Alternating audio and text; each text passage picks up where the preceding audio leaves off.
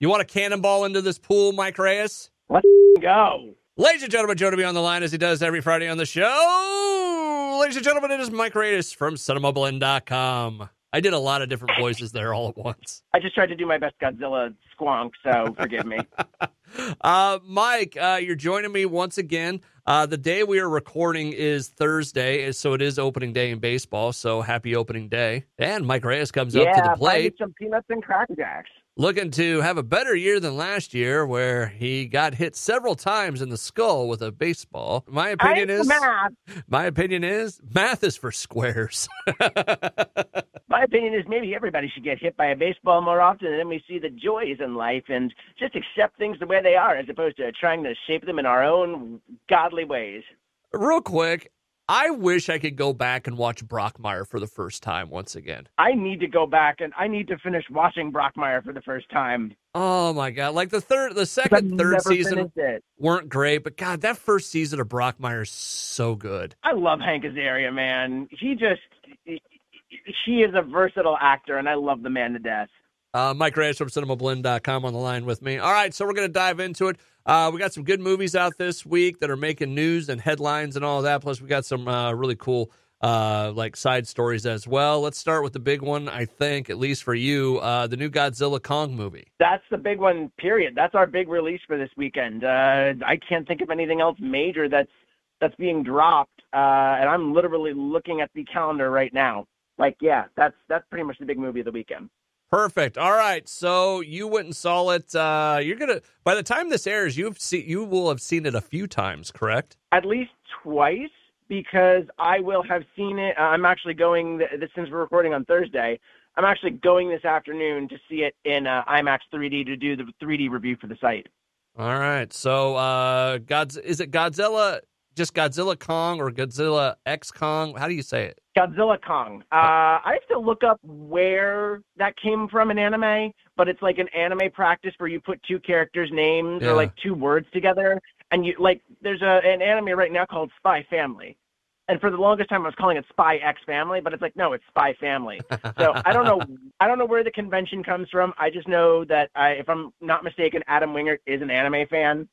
So that's just one of the many reasons I love the work that he puts out into mainstream Hollywood, because, look, this dude started out with, indie horror. If you've ever seen The Guest or You're Next, or, I think he did the first couple of VHS anthologies he threw in entries. If you've ever seen this man's past work, you know how wonderful he is in terms of color, in terms of action. So when he was hired for Godzilla versus Kong, that was a no-brainer.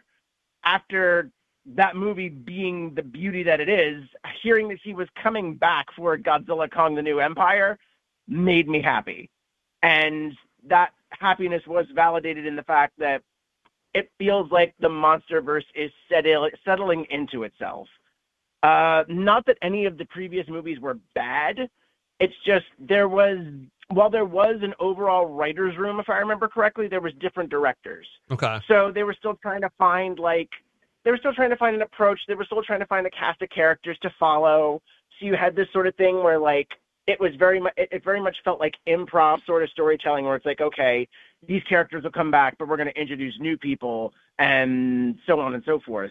So it leads to that thing where you'll have franchises that introduce characters and they disappear off the face of the earth, or maybe don't have as much importance in a sequel. But now in New Empire, we get a good chunk of people coming back from the last film. And then they limit how many new human characters they add in. All right. So... And a lot of this is Titan-centric. A lot of this is monster-focused.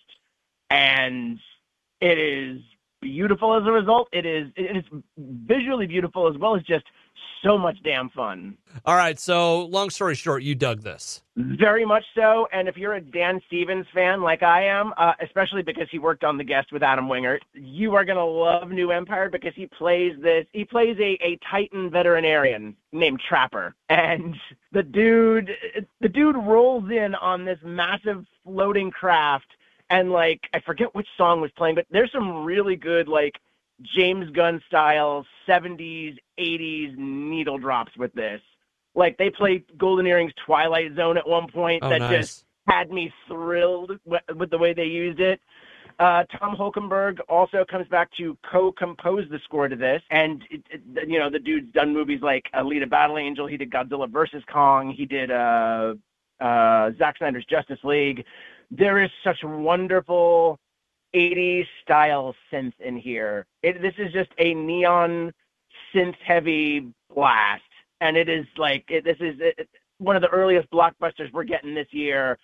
Go, just go. We have two halves. There's two different Godzilla cravings. Well, first of all, I'm going to let you. I'm sure you got to reset, so reset. Mike Reyes from Cinemablend.com joining me on the line. Hey, sorry, I thought of it. Was Godzilla vs. Kong really 2021? That was 3 years ago? Yeah. Wow, that doesn't seem like that far ago. I know, but what's really cool is the Monsterverse is a cinematic universe. Yeah. We are definitely building towards the cinematic universe. There's connections and all that. But the really cool thing is they don't force the issue. Yeah. This is the second. I'm going to let people know now. There is no post-credit tag on this. Stay to listen to the awesome music, as well as seeing Godzilla, Kong, and other Titans credited as themselves. Because I love that little touch. Yeah. But yeah, stay and listen to the music, especially because because, like I said, Tom Holkenborg and Antonio Diorio are the co-composers on this, and it's just. If you love retro, like it's retro wave, I think, or synth wave, I forget what I think that's what those are called, but it's just beautiful music. Okay. This is a good time, and both halves of Godzilla have keepers of the flame that are honoring the tradition, because you've got Takahashi Yamazaki doing Godzilla -1, which is the more serious and sober, frightening Godzilla. And then you've got Adam Wingert doing fun, colorful, Kong rides on the side of Godzilla to throw hands at the bad guy. Kong rode on Godzilla like Rocket rode on War Machine in Avengers. Yes, he did. Oh man, I love how you put that. And it's just, there is a universe. I recommend people watch Godzilla vs. Kong before going to see this if they haven't. But if you don't, it's no problem. You're not going to be lost in story. It just gives you that added texture, but the story itself is very much continuing things, but also its own thing. And it's just, you don't have to do too much homework.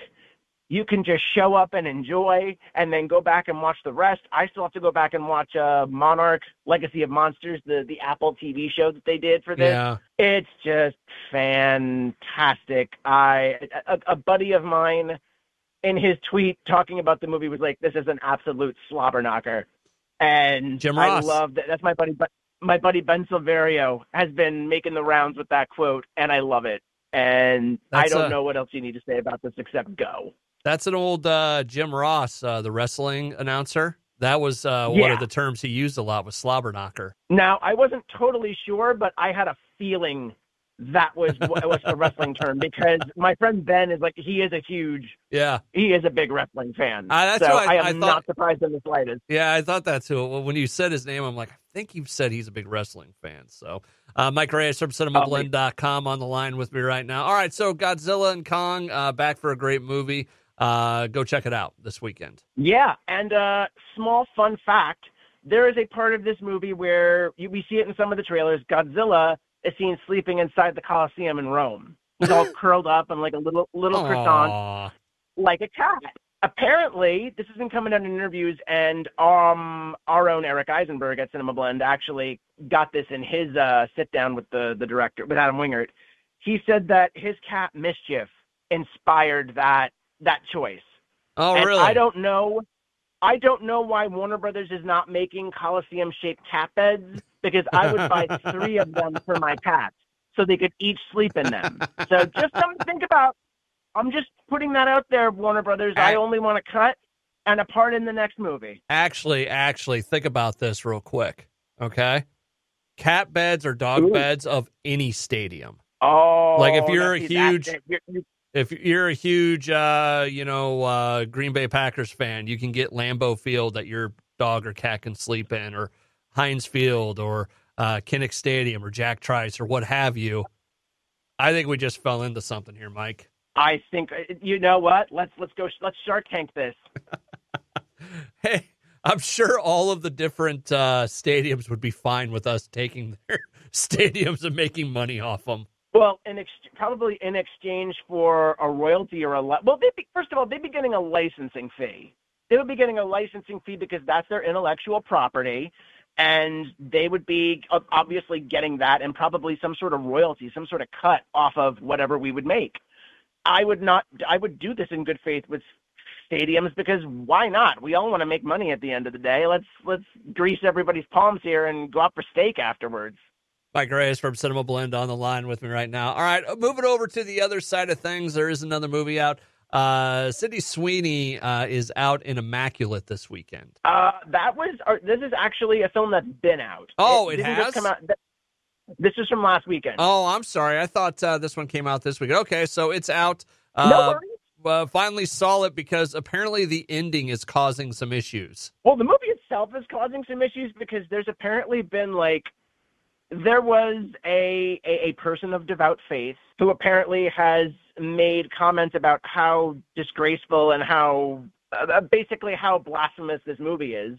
And they went on record and basically gave the marketing team the perfect quote to market this movie with. In fact, I'm going to look for that right now. I was going to say, I could stall with you. From what I've seen of it, and I haven't seen it, this looks like one of those movies that what happens in this movie is where some movies will kind of dance around it. It seemed like this movie just cannonballed into the deep end with its topics. Yeah, kind of towards the end of the movie, especially there is there's some wild twists that reminded me. One of them reminded me of one of my favorite movies that I'm not going to mention on air because we're going to keep spoilers out of here. Okay. But I will be writing that up for Cinemablend. It should be going up tomorrow, Friday, okay. And we're going to have this wonderful because apparently people have been sharing their reactions on social media.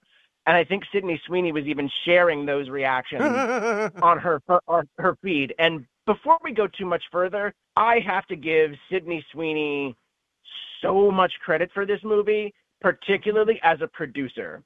Because apparently the story behind what happened with this movie was she, earlier on in her career, I think she was around 16, or it was when she was younger, earlier in her career, she auditioned for this movie. I think it existed in a different form. And she didn't get cast at that point. The movie never really took off, and the movie didn't happen. Okay. So, cut to not too long ago, she I think she told the story on Fallon. She was wondering, what happened to that movie? And she looked it up, saw that it wasn't made, brought it back as a producer, and got the film made. And this is a movie that a Twitter person, a person on Twitter has called diabolical, sacrilegious, pure evil, and grossly offensive. It is profane and has a third act that spits in the face of all that is holy. Just ellipsis evil. Yeah, that'll do it all right. Yeah, and apparently there's a T-shirt with that quote on it now. Oh, wow, that's awesome. All right, so the movie itself, you liked it, right? It's a good movie. It starts off a little bit slow, but it's definitely more atmospheric. They don't overplay the jump scare card. And just sort of seeing Sydney Sweeney slowly devolving into this more torturous, more screwed up situation is good. And then when it really gets crazy, it kept me hooked for the rest of the film because it's okay, these are some really good turns, and I really need to see where this is going. Okay. And right down to that last frame, that last moment, I was not sure how this was going to end and what tack they were going to take because they do cite, I think they cited Rosemary's Baby as an influence on, or an inspiration on what this movie does. And there's a very certain way that you could have ended this movie and it would have very much been paying homage to that. Okay. This movie goes deep in the paint for the last stretch. And again, lots of respect to Sydney Sweeney and just, oh man. All right, cool. Well, yeah, lots of respect to Sydney Sweeney and lots of respect to I believe it was writer-director Michael Mohan, who just came up with writer Andrew Lobel was the writer, Michael Mohan was the director, but they just came up with such a novel twist on this type of movie that it's like, oh, okay, you're not just going for the meat and potatoes sort of version of this, you're going for something much more interesting. And if you think about it the right way, this is kind of politically charged if you want to see it that way, but it's a blast. Okay. Go see it. Go. Real quick, what was your side story to this? So I showed up. I was in the middle of like a busy day yesterday because I went to the city for a top secret screening. We'll be able to talk about in a couple weeks. Top secret, and then everybody. As I'm coming home, it was top secret. Yeah, I do love that movie. I would love to see Top Secret in a theater. Such an underrated movie considering how big Airplane was. That makes me even sadder that Top Secret never became that big. But besides the point. So I'm coming home from a day in the city, and then my messaging starts to kick up, and it's like, oh, yeah, you've been assigned to write about the Immaculate ending. I was like, wait a minute, I haven't seen the movie yet. And I was like, I will definitely tackle it, but if you want me to tackle it like now, I'll go see the movie tonight and get it done. So they're like, okay, could you do that? I was like, sure, why not? Went to the movie, and then an older woman comes in, and not that much, an older woman comes in, and she's like, I think she asked, I don't know, remember if she asked flat out, like, is this Cabrini? Like, there's a movie out right now called Cabrini, which is about, it's a faith-based film that's a biopic about a woman of faith who, okay. I forget what exactly she had done, but this is like a serious film of faith. So she was in this theater, and I was like, oh, no, this isn't Cabrini. And she's like, oh, okay, thank you. And then as soon as I got home, I had to post that on Twitter, and I've gotten some really good responses from people. Oh, you should have just like, that would have been. You should have just let her go. Yep, absolutely, Cabrini. I wasn't like I can't do this to this lady. I don't think I would have. It wouldn't have been a good conscience because I could imagine she would have left. I don't know when she would have left actually, because the movie plays its cards pretty reserved. I think she probably would have left when the third act turn kicked in. Yeah. And at that point, it's like you may as well just watch the rest so you know what you're complaining about. But I know I'm kind of mixed because I'm glad that I did that, but at the same time, it's like I would have loved to have seen what the reaction would have been. That would be truly evil. Yeah, I'd probably be truly the devil evil at that point. Mike Reyes from Cinemablend on the line with me right now. All right, so that kind of takes care of the movies that are out last week and this week. Moving over to the world of movie news. I'm pulling I want to talk about it card. I want to start with the Star Trek stuff. Of course. I would be disappointed if you didn't. So, long story short, there was a couple bits of news that came out about the future of Star Trek. It looks good. We didn't get like a trailer or anything like that, but the future looks bright for it on a lot of different levels. Everything from the next season of Strange New Worlds to we got our first look at Section 31, the new TV movie. It was supposed to be, a regular movie, but they're just going to do it on Paramount. And then the idea that we might get another addition to the Abrams-verse Star Trek. And they've hired yet another new writer for the Kelvin timeline to write what is supposed to be the final entry in the Kelvin versus timeline. So, I mean, I don't think they'd want to go too many more films after that, just because of the fact that you don't have Anton Yelchin anymore, and it's going to be like they even said they're not going to kill him off. They would just have Chekhov being somewhere else in the universe. Well, I mean, in Wrath of Khan, when he starts out the movie, he was not a member of the Enterprise crew. He was on the Reliance. Oh, well, there you go. Well, so you could just reassign him to the Reliance or, whatever, and that's that. But Stephen Yaki, who is I think he was the showrunner or helped develop The Flight Attendant and was also a writer for the Scream TV show, is the writer that they have hired to tackle this. He's also apparently on Netflix's upcoming series Dead Boy Detectives, which looks like so much fun. Yeah. Sorry, I was trying to find, Jonathan Frakes was quoted yesterday, And he's directed and been part of a lot of Star Trek, right? Yeah. This, which, by the way, from what I was reading, Discovery. I don't know if we talked about this earlier, but Discovery is apparently the first show in Star Trek history in a while that will end without his Jonathan Frakes appearance. Yeah, which is kind of crazy to think about, but it is. Yeah, because he's been in every series in some form. So, but what's also really cool is he's been hyping up an episode for next year, and because Strange New Worlds comes back in 2025. And he's been hyping up an episode that's apparently a Hollywood murder mystery. And he says it's like his favorite ever. Yeah. He was saying like one of the best. And I am even more excited to see this now. I cannot wait for I think I'm ready to catch up on that now so I can watch it next year. But I've been wanting to watch Strange New Worlds anyway, so Strange New Worlds wonderful incentive to do so. Strange New Worlds is very good. I liked it. I think and we've had this conversation before, especially when they brought back Discovery and Picard, where they take a little bit of time to find their footing. Strange New Worlds, I think, being that it essentially had a first season with, a crossover with Discovery and Pike being the captain and all that. Like, I think they worked out some of those issues early and were able to get moving faster. And it's very good Star Trek. I like it. Yeah, I just keep hearing raves about it. And it's not that I'm not a Star Trek person. I've been out of it so long that I have so much to catch up on.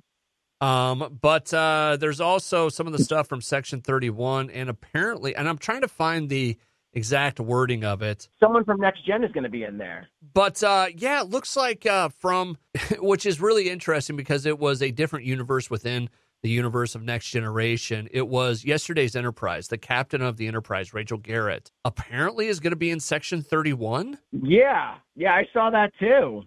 So I'm wondering how that kind of works out because what's her name on the series? The Emperor. She's the Emperor, Michelle Yeoh. Yeah. I'm trying to remember. Academy Award winner Michelle Yeoh. I'm trying to remember what her name is in the series, but anyways. Wasn't Giorgio? Captain Giorgio, there it is. Thank you. At one part of Discovery, she goes away with a character from the original series, okay, to another universe because they essentially did the bit from Across the Spider-Verse where you can't live in someone else's universe, your cells start tweaking out, and in this case it was everybody was in from a different time, but not everybody was also from a different time in a different universe, so that's why she was having issues, and she goes off to kind of save herself because of that, and they never really said what happened to her. So if she's going into a world where if it's that era of right before Next Generation, that could be interesting. Yeah. I mean, there's tons of possibilities because it's Star Trek. It's always, infinite combinations of infinite diversity. Yeah. And that's always applied to the story. So this should be, let's see. I was reading a thing. I was wondering if I could figure it out real quick. But anyways, it should be interesting. It looks like it should be theatrical, if you ask me. Yeah, yeah, really, right? Seriously, especially after Michelle Yeoh won the Academy Award last year. It's like at that point, and they announced the movie was like going forward right after that. It's like, okay, if I was running the show, and this is just me being an impetuous little I would have made sure that went to theaters. And, we haven't had a Star Trek movie since Beyond, so that's even more reason to stoke the fires and make sure that if Star Trek 4 finally gets off the ground, it has a home, it has an audience. People know that Star Trek is theatrical again, because right now Star Trek's in a golden age, but it's kind of like Star Wars where it's really thriving in TV and streaming. And it's like, that's where it came from. I'm glad that it's still a brand, a serviceable brand. But why isn't this going to theaters? I've got to read more about this stuff, but I did want to bring it up. It looks awesome. I can't wait for it. Star Trek seems to be in a very good place. And, hopefully we get Legacy. or whatever they want to call the new series. That would be the new Enterprise with Captain Seven and, all of that. And who knows, maybe we will get that Picard movie, because that was kind of floated around there for a little bit as well. So we'll see. I mean, I'm still hoping for some sort of Voyager like a sequel, just because it feels like Prodigy. Voyager and well, true, but besides that, I mean, like with the actual Voyager crew, like Voyager and Deep Space Nine seem to get the short end of the stick because they never really got to go theatrical. Yeah. They would be referenced, things would be referenced from both in films, but they never got to go full theatrical. Yeah. And I still don't know how you did not do a Dominion War film that just would have bridged I mean, they had the books that bridged Next Generation and Deep Space Nine's roles in the Dominion War. I don't know how you don't adapt that or create another chapter that like links all of that together in a cinematic experience. Mike Reyes from Cinemablend.com on the line with me right now. Otherwise, over in the world of movie news, real quick, Steven Spielberg says Dune 2 is awesome. Yeah, and Guillermo del Toro retweeted that saying that was awesome because I'm trying to. Oh yeah, so he basically retweeted this bit Variety had about Steven Spielberg praising Dune 2, and just Denis Villeneuve's world building and the sandworms. He's like, surfing the sandworms is one of the greatest things I've ever seen ever. And he said it was one of the most brilliant science fiction movies I've ever seen. And then Guillermo del Toro retweets that and says, "Two Titans talking," and it's just like, yes. That is awesome. I love the fact that you've still got people like Spielberg and Del Toro and other filmmakers who are, even tying it back to Godzilla this weekend, Adam Wingert, they are fans. They are big fans, but they're not just simpering fans that are like, oh, yeah, I got the keys to the kingdom. I could do anything I want. Like, they actually have an approach and a vision, and it's like, okay, if we're going to do this, this has to happen. This has to happen. That shouldn't happen. Like, it's constructive fandom versus just throwing spaghetti against a wall and seeing that it works. Mike Reyes from Cinemablend.com. So, hey, real quick, I do have a question for you, and it kind of goes into this. If you could hear two directors, not interviewed, but just be a fly on the wall of them talking about movie making, who would the two be? Oh, that's a hard damn question.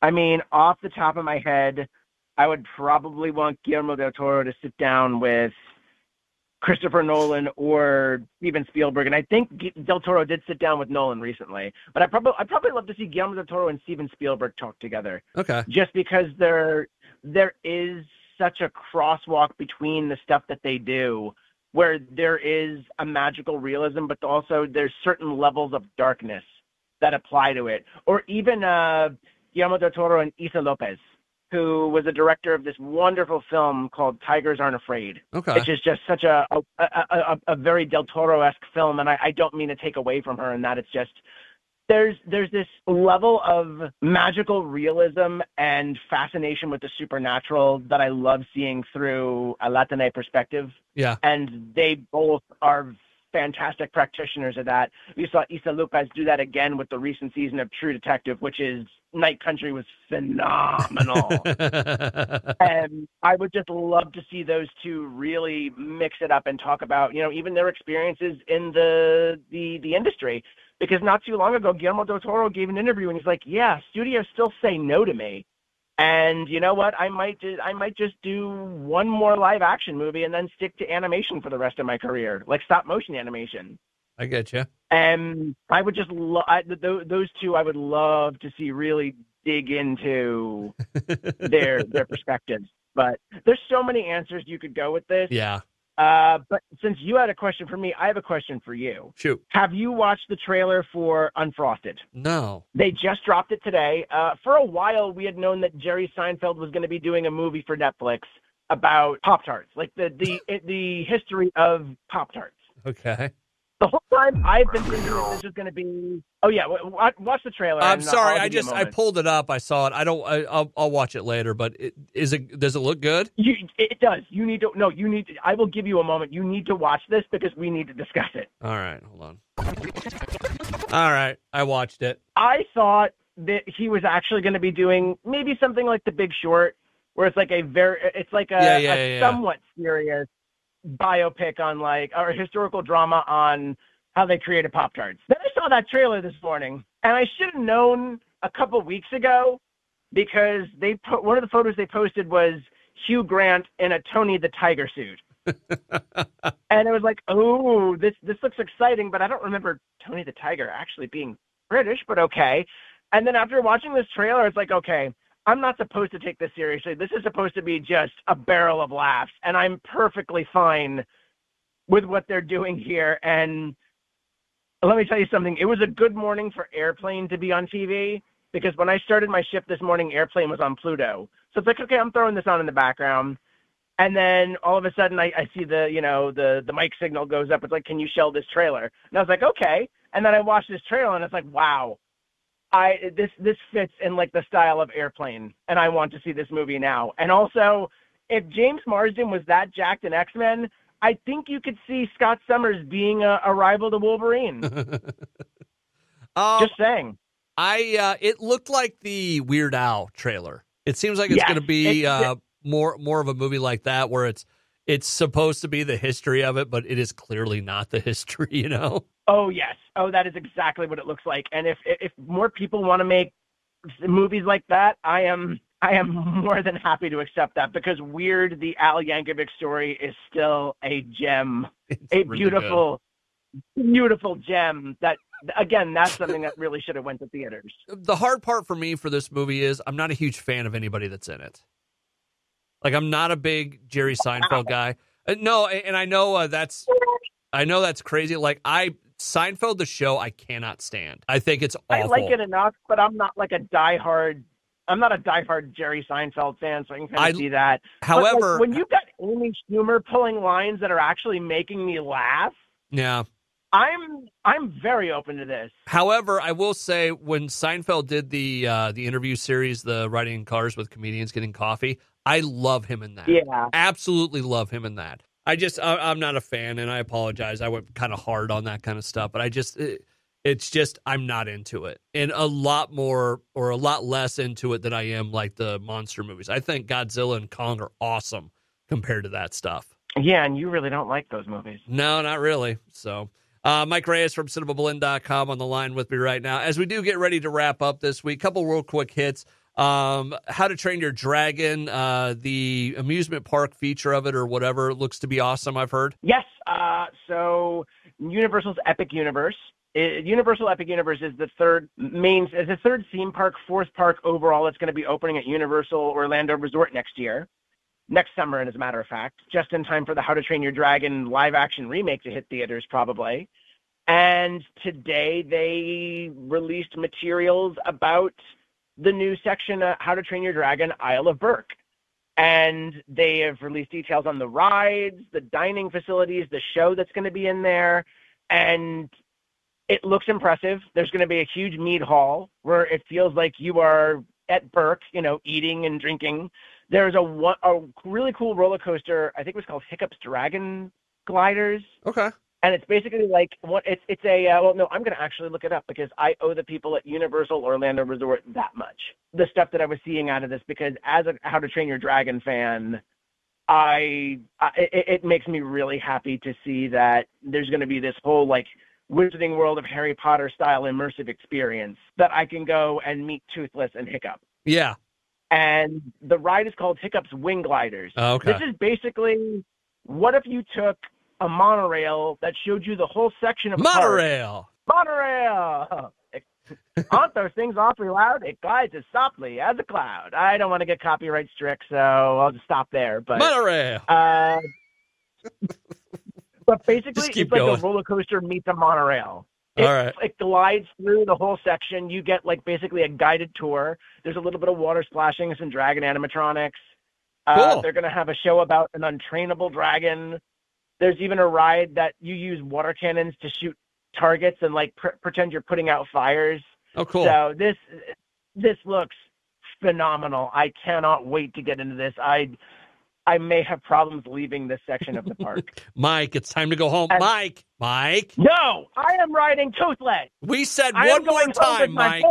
But yeah, again, this is a park that's going to have Super Nintendo Land and Universal Monsters Dark Universe sections.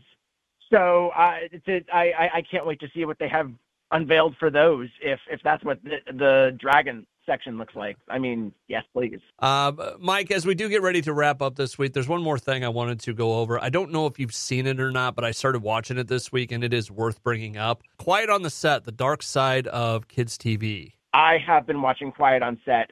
My wife and I think we watched the first 2 episodes. I just got done with episode 2. I need to finish it up, but wow. The episode. Wait, you said you finished episode 2? Yeah.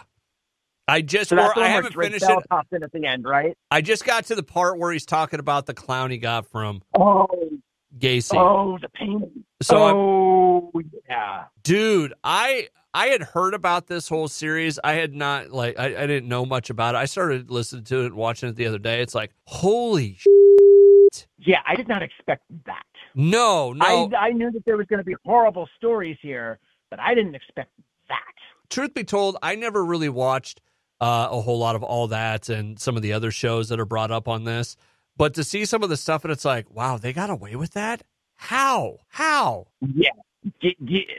Child actors, no matter how many improvements we've gone through and how much better we think things are. I mean, I forget I think it was Jeanette McCurdy that was talking about how basically her mother spent her money. Yeah. And there's these things that child actors were supposed to have called Coogan accounts, which is named after Jackie Coogan, former child actor who his parents basically did the same thing. And then the Coogan Act came in where it was basically supposed to protect children by protecting their money that they made off a project. And no matter how many advances we seem to make with things like this, there's still just horrible abuses that somehow go under the radar, especially when you're a company like Nickelodeon, where things like that era of theirs was white hot. It was like their second act where they were like a major provider of stars and shows that were popular. And then all of this was bubbling under the surface. The whole Dan Schneider stuff is just unbelievable. Yeah, and the stuff connected to the people that surrounded him is even more. Oh, God. Unbelievable. It's one of those, it's fascinating to watch, but it is not an easy watch by any stretch of the imagination. No. And on top of just the child abuse that is, the alleged child abuse. Yes. The alleged child abuse, yes.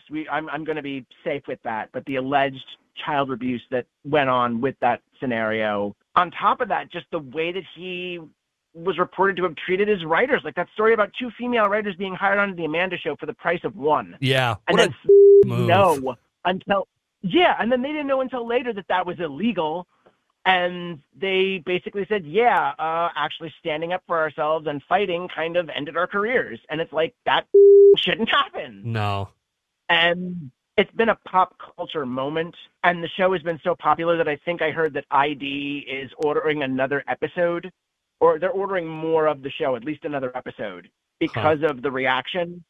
And it's become such a pop culture moment because of the fact that people grew up with these shows, and now we're seeing really dark sides to what we were, like the jokes that they were putting into the Amanda Show. Yeah.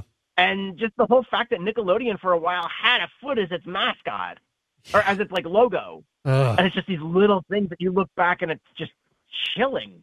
Yeah. It's like, why, as somebody with kids, it's like, why do I ever let them out of the house? Yeah, why did I ever let them watch TV? Read a book. Why do I let them do anything at all? Why did I have kids? I don't have kids. Why do I have kids? Do you want to? Nah. And then you're never going to go see movies anymore or anything like that. I'm you know what? I am fine. I'm without good. Children. We're okay. I don't dislike children. We have friends that have children, and they're fun. They can be fun to hang out with. They can also be a bit stressful because kids.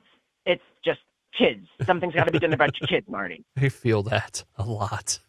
And I'm sure if I ever get to hang out with your kids, it'll be fun. It'll be cool. But then there'll probably be moments where they're testing the fences, and you're just sitting there like, I am so sorry. And I'm sitting there thinking, I understand totally. Oh, I could tell you about what happened with my son Jace this weekend. Oh, boy. Yeah, but we'll leave that for another time. We'll leave it there for this week. Mike Reyes from Cinemablend.com joins me every Friday on the show to talk about movies. Mike, thanks so much. Go Godzilla and Kong, and have a great weekend. Yes, remember, this weekend is quite a holy experience as we remember the King of the Monsters. Oh, yeah, I see what you did there. Happy Easter, folks.